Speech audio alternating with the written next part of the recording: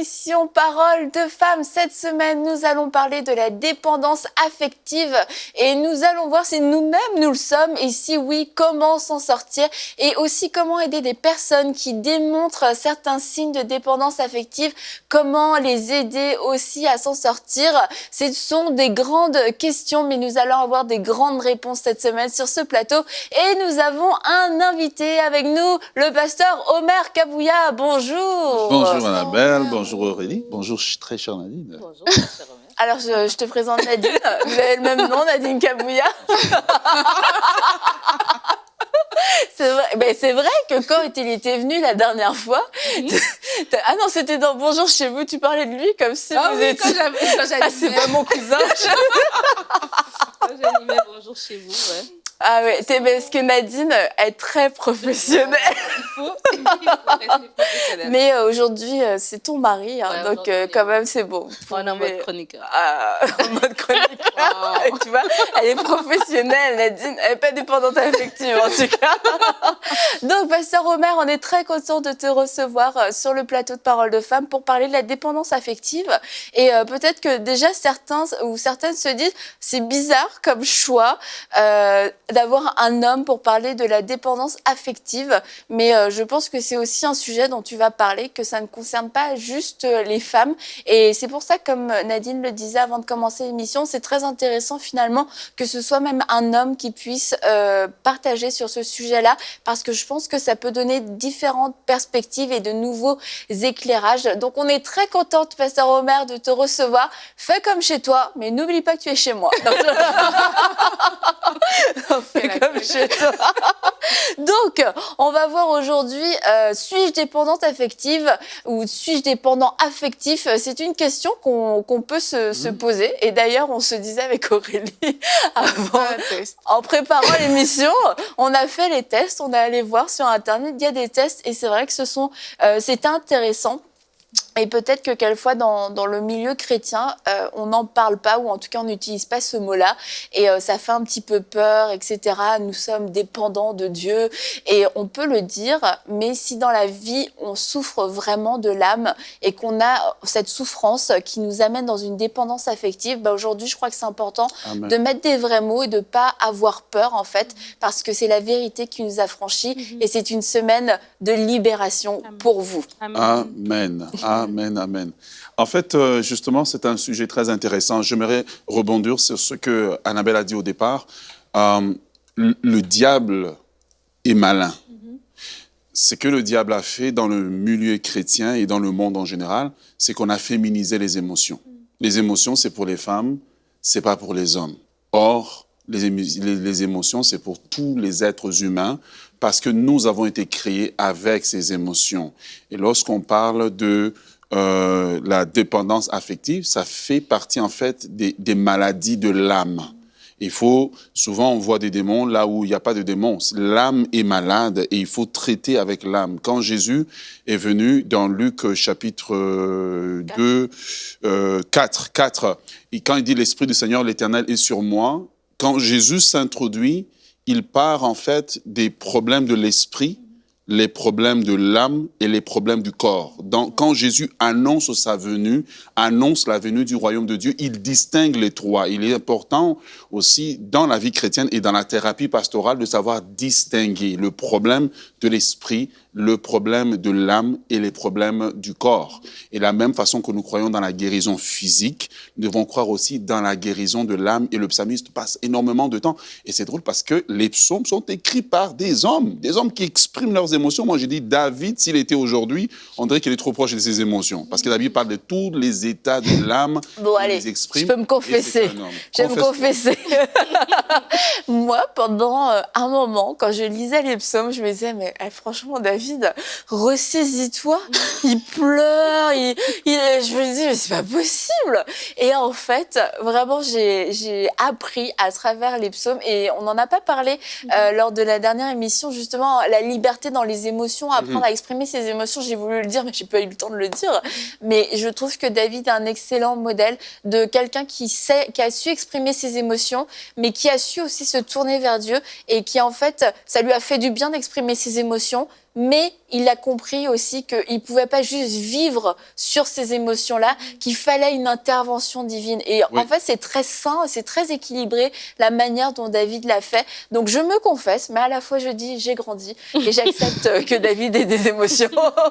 C'est ça, et nous devons accepter que nous avons ces émotions de la même façon que le corps physique peut être malade, ben, l'âme aussi peut développer différents types de maladies. Et ce que j'aime de David, comme tu le disais, David exprime ses émotions, mais une grande partie de ses émotions sont exprimées devant Dieu, à la lumière de Dieu. Elles ne sont pas juste laissées aller au hasard des événements, mais au fur et à mesure que je vis ces choses, je viens à la lumière de Dieu. Au psaume 139, le verset 1 en 3, il dit « Éternel, tu me sondes, tu me connais. Tu sais quand je m'assieds et quand je me lève. Tu pénètres de loin ma pensée. » Et j'aimerais dire, paraphraser pour dire, tu pénètres de loin mes émotions. Dieu pénètre nos émotions. Tu sais quand je marche et quand je me couche, et tu pénètres de loin toutes mes voies. Et à partir de là, on comprend que Dieu s'intéresse aussi à notre vie émotionnelle pour que nous ayons des émotions en santé. Donc là, maintenant, on vient un peu pour parler de la dépendance émotionnelle ou affective. Eh bien, dans une relation, en fait, affective ou amoureuse, c'est un attachement excessif à la personne. C'est qu'on n'existe pas sans cette personne-là. Et autant en amitié que dans la relation amoureuse. Donc, ça peut exister dans les deux, ou encore, une fois, avec des parents, des membres de famille. C'est qu'on n'existe pas sans ces personnes-là. Ces personnes-là sont notre monde, notre univers, notre pilier sur lequel nous nous appuyons. Et nous réalisons que parmi les causes de la dépendance affective aussi, ben, ça vient principalement des problèmes vécus pendant l'enfance. Donc, une carence effective dans l'enfance qui produit une dépendance affective, manque d'amour, manque même juste d'avoir été touché, produit ce manque-là alors que l'enfant est en train de grandir. Donc, très tôt, il commence à avoir en fait une déformation de l'âme au niveau de l'enfant. Et donc, je vais juste laisser Nadine qui est en train de Non, je voulais juste venir à ma rebondir. rescousse. T'as remarqué qu'elle s'agitait aussi. On se connaît. Non, je voulais juste rebondir rapidement sur ce qu'il disait avant d'aller à un autre point. C'est que c'est ça que la dépendance affective n'est pas limitée au couple. Et ça, c'est super important de le comprendre. Ce n'est pas limité qu'aux amitiés. C'est sûr que ce sont deux relations où est-ce qu'on est proche, une amie ou un ami ou un homme-femme. Mais même en tant que femme, en tant que maman, on peut être dépendant affectif au niveau de nos enfants. On les retient. Et tu vas voir ça à l'âge adulte où est-ce qu'il y a des enfants qui veulent vraiment se détacher. Mais tu vois, la mère, elle est vraiment elle couve excessivement et tout ça. Donc, c'est différent dans différentes... ça se manifeste différemment. Mais le point central, et comme il vient de le dire, c'est qu'on ne vit pas, on n'arrive pas à exister par nous-mêmes. On existe à travers l'autre. On se voit, on s'apprécie, on trouve notre validation à travers le regard de l'autre. Et si ça provient de l'enfance, moi, ça vient me dire d'abord qu'en tant que parent, on a tellement un rôle important à jouer auprès de nos enfants, qu'ils soient garçons ou filles, parce qu'on a dit que ce n'est pas juste réservé aux filles. La façon dont on élève nos fils, la façon dont on élève nos filles, ce qu'on leur dit à l'enfance, à l'adolescence, alors qu'ils sont en train de construire leur identité, est très importante. Parce que même quand on devient chrétien, on en a parlé plusieurs fois sur ce plateau, il y a beaucoup de choses. Oui, on est régénéré, on est une nouvelle création, notre nom est inscrit dans le livre de vie. Mais si on a eu des carences, si on a eu des maladies dans nos émotions, il va falloir s'en défaire. Et des fois, tu as des gens qui, pendant toute leur vie chrétienne, ils vont traîner des choses toute leur vie, alors que ces choses peuvent juste ne pas exister si déjà à la base, on est conscient de ça lorsqu'on élève nos enfants, en fait. Et avant qu'on poursuive, j'aimerais qu'on regarde une vidéo que Rachel Dufour nous a envoyée. Rachel Dufour, qui est pasteur, psychologue et aussi thérapeute, nous a adressé un mot justement sur la dépendance affective. Bonjour à toute l'équipe de Paroles de Femmes. Alors on va parler de la dépendance affective. Déjà, qu'est-ce que ce n'est pas? La dépendance affective n'est pas réservée au couple en fait. On peut être célibataire et souffrir de dépendance affective. Ça peut arriver en couple, ça peut arriver aussi dans nos relations sociales. Donc en fait, ce n'est pas que un problème de couple. Ce n'est pas de l'amour non plus. C'est pas une façon d'aimer que d'être dépendant affectivement de quelqu'un. Et puis, ce n'est pas non plus la même chose qu'une proximité affective, en fait. Il y a une différence entre le fait d'être dépendant et le fait d'être proche de quelqu'un au niveau émotionnel, dans l'affectif. Qu'est-ce que c'est alors? Moi, j'aime bien le représenter avec mes mains, donc je vous montre. Il y a des relations où, en fait, on est indépendant, trop indépendant, peut-être des fois, dans un couple, par exemple. Et puis, on a la dépendance affective où, en fait, l'un et l'autre vont s'appuyer sur le conjoint, et puis il y en a un qui va appuyer beaucoup trop sur l'autre et dépendre beaucoup trop de l'autre affectivement, et là on a un déséquilibre. Et puis en fait, il y a la façon de fonctionner en étant interdépendant, donc de pouvoir fonctionner avec l'autre de façon équilibrée, en prenant soin de l'autre et sans dépendre complètement, en reposant complètement sur l'autre. Donc quand on est dans un couple, par exemple, indépendant complètement, on passe à côté de quelque chose. Problème de dépendance affective, il y en a un qui supporte trop le poids de l'autre. Et puis la bonne façon, c'est en interdépendance, en fait, en équilibrant cette relation au niveau affectif. Les conséquences de la dépendance affective, en fait, elles sont multiples. Elles sont par rapport à nous-mêmes et aussi sur l'autre, en fait.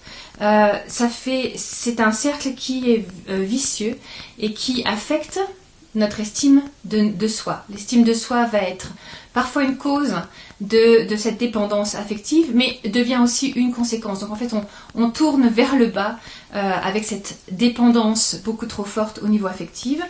Ça crée aussi de l'isolation parce qu'en fait, on va faire fuir les gens autour de nous à cause de ce déséquilibre. Donc on va perdre des capacités au niveau de notre interaction sociale.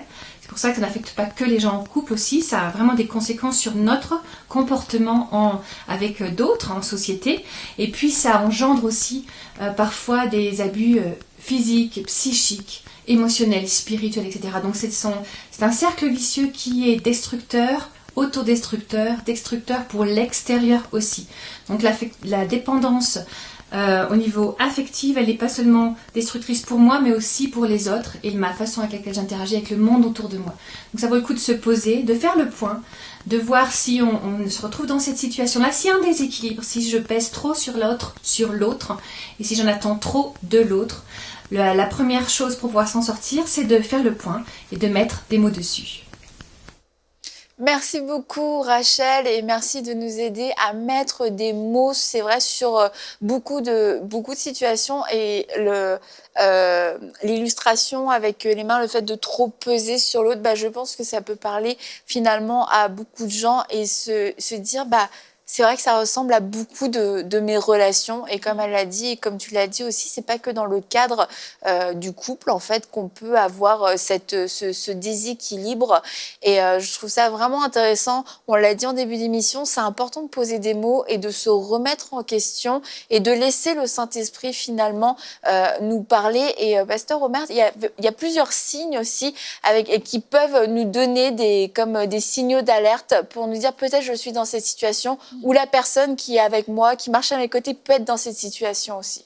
Effectivement, avant même d'aller aux signes, les signes, c'est ce qu'on découvre dans la thérapie courante, mais les meilleurs signes, c'est Dieu qui nous les montre. Et ça, je veux vraiment le souligner. Que je recule un peu en arrière pour retourner sur les causes, parce que je crois que c'est important que j'aille au travers des causes qui vont nous aider. Parce que si on ne connaît pas la racine du problème, on aura beau couper l'arbre, il va repousser. Et beaucoup de gens traitent avec les fruits au lieu de traiter avec la racine. Et je crois que lorsqu'on introduit Jésus, on dit qu'il a déjà la cognée est mise à la racine. La cognée n'est pas mise à l'arbre, elle est mise à la racine.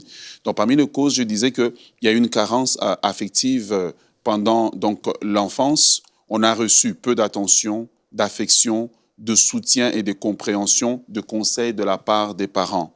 Aussi, l'enfant peut avoir aussi été responsabilisé très tôt. Très tôt, l'enfant se retrouvait à jouer un rôle que son âme n'était pas capable de supporter. L'enfant, par exemple, est devenu très tôt mère parce que la maman est décédée et puis que le papa ne pouvait pas s'occuper. Alors, l'enfant a commencé à jouer un rôle. Donc, il y a eu un déséquilibre dans le développement de l'âme. C'est l'âme d'un enfant, mais qui joue le rôle d'un adulte. Et parfois aussi, les parents vont inverser l'ordre. Le parent qui vient poser tout son poids émotionnel sur l'enfant, en fait, ce qu'il ne se rend pas compte, c'est que c'est l'âme d'un enfant qui porte émotionnellement un adulte. Donc, l'âme, avec le temps, devient déformée. Il y a aussi des traumatismes qui sont liés à l'instabilité. Parfois, l'abus sexuel qu'on a subi, des attouchements, le traumatisme peut-être d'une guerre qu'on a vécue, qui font cela. Alors, quels sont effectivement les signes maintenant? Peut-être, Oui, Pasteur vas-y. Omer, par rapport aux causes que vous avez citées, moi, je veux encourager des personnes dans le sens que quand on donne des causes pareilles, c'est des causes qui sont indépendantes généralement de la volonté des uns et des autres. Et on peut se mettre dans une position où on est justement victime parce que ça ne dépend pas de nous. On n'a pas fait ça on n'a rien fait en fait pour devenir dépendant affectif. Ça nous est tombé dessus à cause de notre passé, etc. Et vraiment, mon point maintenant, c'est de dire aux personnes, c'est vrai, ça ne dépend pas de toi, tu ne l'as pas forcément cherché, mais aujourd'hui, dans cette situation, ce n'est pas la peine de se dire « je suis une victime » ou c'est peut-être, ça a été le cas, mais c'est le temps de se reprendre justement pour pouvoir détruire ces choses qu'on est en train de voir aujourd'hui. Amen. Amen, amen. Et j'appuie cela avec Luc 4, 18, où Jésus dit « L'Esprit du Seigneur m'a oint ». Jésus a été oint pour nous aider dans toutes les dimensions de notre être. Alors, au niveau des signes, c'est qu'on reconnaît premièrement un besoin excessif d'être constamment ou exclusivement aimé, soutenu et valorisé par l'autre. C'est l'autre, en fait, qui détermine mon humeur de la journée. Et ça devient dangereux. Deuxièmement, la personne est obsédée et vit au travers de l'autre. Donc, ses croyances. Par exemple, on va avoir des gens qui sont chrétiens et soudainement, leur conjoint va dire « je ne veux plus que tu ailles à l'église ». Elle va quasiment mettre son éternité en jeu pour pouvoir maintenir sa relation. Donc, je vis au travers de l'autre et j'existe au travers de l'autre. Et la peur constante de l'abandon, de la séparation, la solitude. Et la personne fera en fait tout pour se plier, pour répondre à des besoins qui sont toujours grandissants, en fait. Fait qu'on est toujours dans le jeu de on dit la carotte et le bâton. Carotte, ouais. Moi, j'ai dit l'âne. La carotte et le bâton, quoi. C'est toujours des exigences qui montent, mais en fait, en réalité, on ne peut jamais combler cela. Et c'est là qu'on se retrouve aussi à devenir quelquefois une personne extrêmement étouffante, envahissante. Et comme Rachel le disait dans sa vidéo, finalement, on a besoin des gens. C'est comme... C'est notre oxygène, mais on les fait fuir et on est malheureux et ça ne s'arrête pas. Et quand on... je pense notamment aux jeunes, en fait, parce que c'est pas seulement une fois qu'on est marié, etc. Des adolescents peuvent développer ce genre de signes. Ils sont en train de texter « Ok, tu m'as pas répondu, mais t'as vu mon message, mais pourquoi tu me réponds pas ?» Blablabla. Bon, je dis pas que c'est parce que votre enfant fait ça qu'il est dépendant affectif, mais je dis faut faire attention quand même, parce que c'est pas sain de communiquer de cette façon-là. Et quand ils sont en train de d'harceler, si on a un enfant qui est en train d'harceler un autre, mais pourquoi tu me réponds pas, parce qu'il y a des histoires amoureuses, etc. Bon, ce sera encore un autre sujet à aborder, mais on se retrouve, c'est ça, à devenir cette personne envahissante, à appeler toutes les 2 minutes, qu'est-ce que tu fais, où t'es, pourquoi tu fais ça, pourquoi tu m'as pas appelé, pourquoi... Et puis les autres fuient parce qu'ils sont juste étouffés, en fait. Ce qui est terrible, c'est que la personne aime vraiment de sa façon, en fait. Et c'est ça qui est souvent le plus dur, c'est que cet amour-là aveugle quelque part parce que cette personne est prête à tout donner par amour. Donc, les personnes peut-être qui vont se reconnaître dans les signes qu'on va dire aujourd'hui, c'est que c'est pas une condamnation, c'est pas un pointer du doigt. On sait que ça vient peut-être d'un bon fond, mais c'est pas parce que ça vient d'un bon fond qu'on ne doit pas essayer de déraciner en fait les choses qui sont pas bonnes. Donc c'est vraiment dans cette posture aussi qu'on peut aborder ce problème-là. Vas-y. Et comme Parole aux femmes.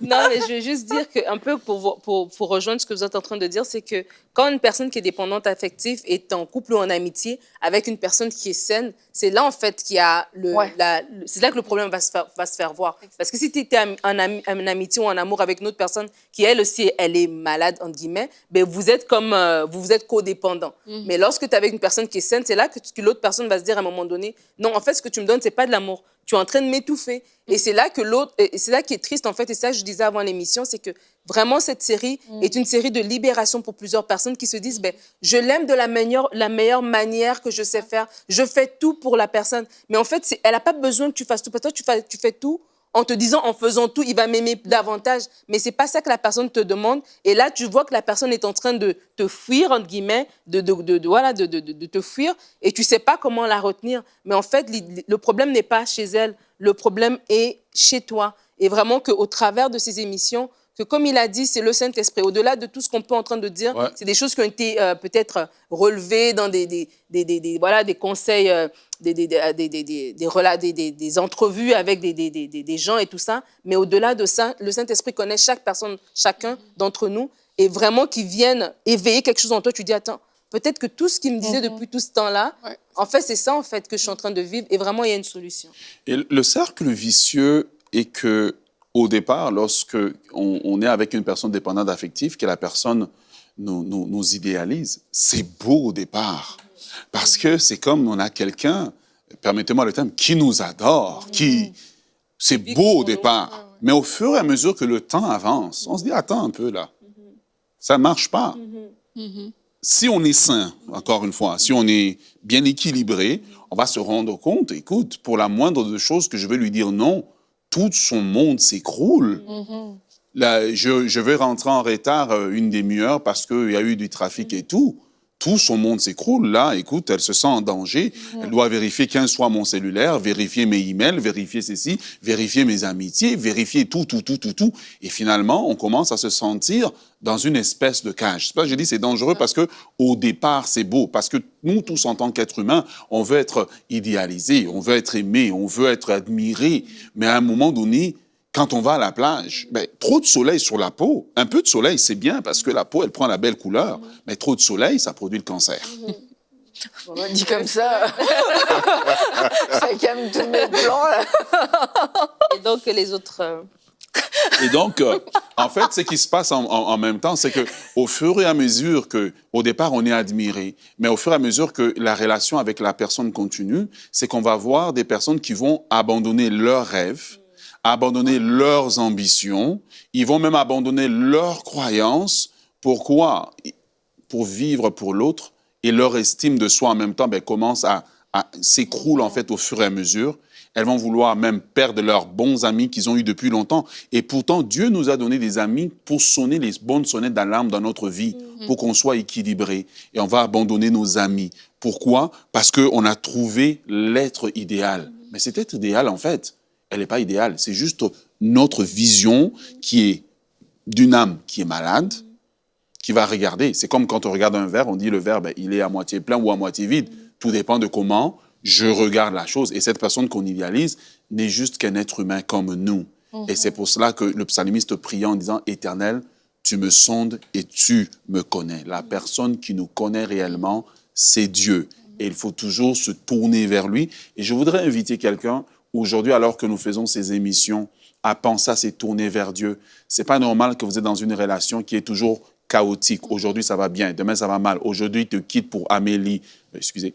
Après-demain, tu pries pour qu'elle revienne. La personne revient et en fait, tu n'as pas la paix. Une relation qui ne produit pas la paix doit être questionnée. Une relation qui ne produit pas le développement, la croissance personnelle doit être questionnée et beaucoup de relations ont besoin d'être questionnées. Cette question de la dépendance affective, il y a des gens qui ne peuvent pas vivre sans l'affection de leur pasteur. Et les pasteurs, parfois, on est pris, on veut se débarrasser de la personne.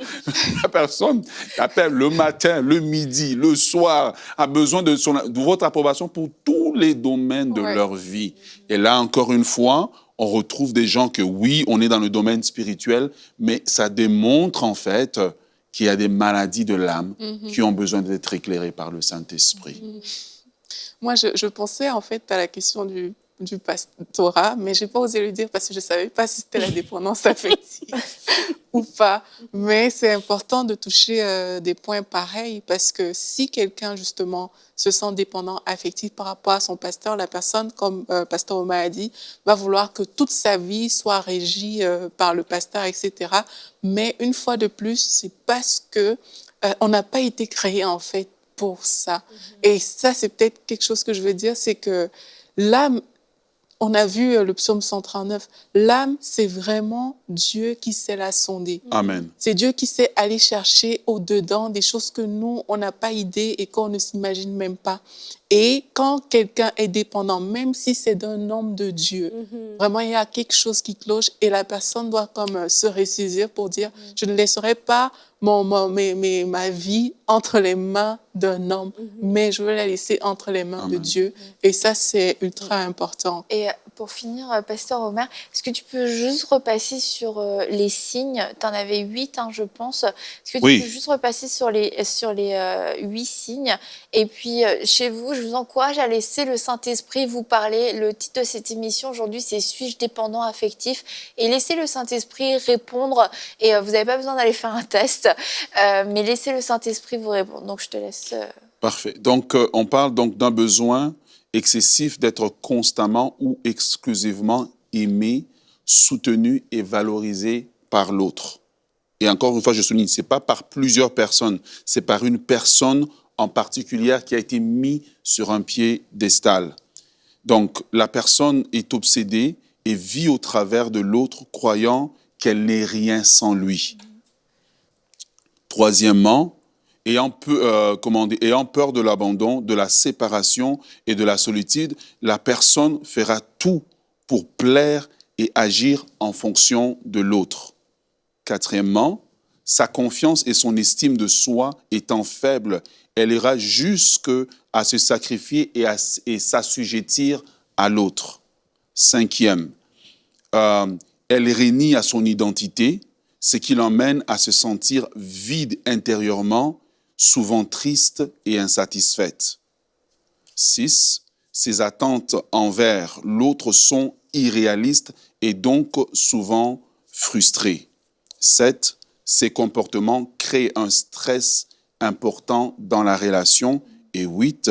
Dans le contexte des relations amoureuses, la personne a une tendance à attirer des partenaires égoïstes, abusifs et ayant peur de l'engagement. Merci beaucoup. Et demain, on va continuer et on va développer plus les dangers. Parce que je crois qu'aujourd'hui, il y a peut-être eu des prises de conscience, mais c'est comme si j'ai pas cette personne, si j'ai pas cet entourage, si je ne fonctionne plus de cette façon, comment est-ce que je vais faire? Et ça semble improbable.